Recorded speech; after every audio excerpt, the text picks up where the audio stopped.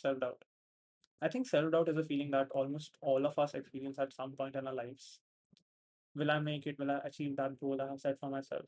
Will things play out in my favor so that one day I can reach the thing that today feels like a dream more than a reality? No matter who you are, these questions find their way into the mind. I believe that the way we deal with self doubt ultimately ends up defining the trajectory that our lives will take. Some people let it consume them while others learn to use it as fuel.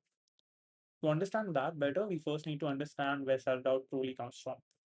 I think that self doubt is born from two things: inaction and a lack of trust in our own abilities. When we don't feel confident enough in our own ability to achieve something, we stop believing and we start hoping.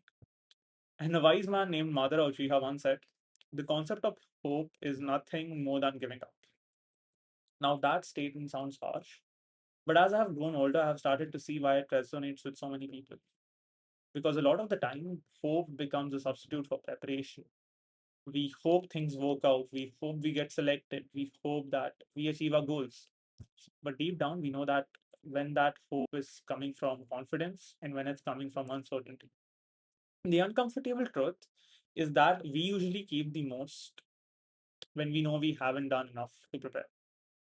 And that lack of preparation becomes the breeding ground for self doubt. If you have put in the work consistently, there is still uncertainty, but there is far less doubt. You trust yourself because you have seen the evidence. We humans are also emotional beings. We are complex social animals, and for many of us, our sense of self worth is heavily tied to how others end up perceiving us.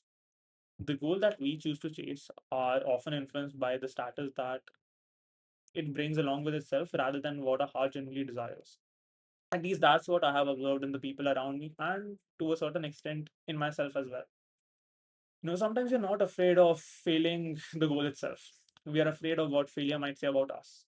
We are afraid of how others might view us if we don't succeed. And when your identity becomes attached to the outcome, self doubt becomes even stronger because every setback starts personal. But I think that there is another way to look at self doubt. Instead of treating it as an enemy, we can use it as an indicator because if you are experiencing self doubt, it means that you care. You care more than you're willing to show. You care enough to worry about the outcome. You care enough to lose sleep over it. You care enough to carry that burden silently while pretending everything is fine.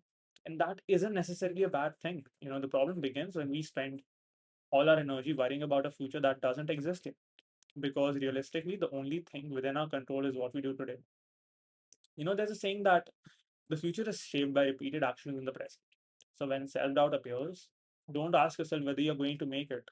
Ask yourself whether you have done what you needed to do today, because the future is uncertain for everyone. The only thing that can truly sabotage it is consistently failing to take action in the present. And maybe that's what self doubt is really trying to teach us. Not that we are incompetent or incapable, but that there is still work left to be done. Thank you.